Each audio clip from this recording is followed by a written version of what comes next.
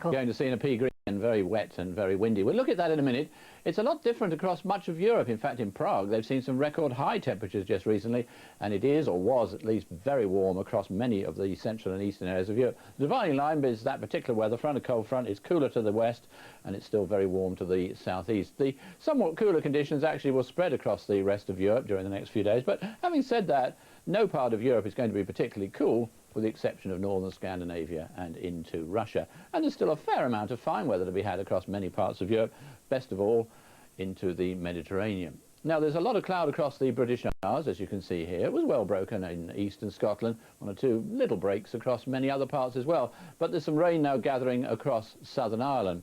So I think we're going to have a fair amount of cloud across many parts of the British Isles, just here and there, one or two lightish showers, best of any late brightness, probably in the more central and eastern areas of England, and later on this afternoon turning very wet and windy through Northern Ireland, one or two spits and spots coming into other western areas as well. But despite the fact that it's going to be cloudy and actually fairly windy, it is reasonably warm for the time of year, those temperatures 2 or 3 degrees above average.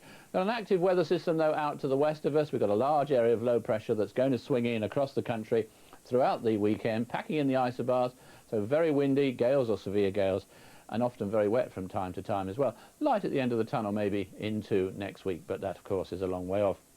Now, during this evening and tonight, many western parts of the country are going to become wet and windy.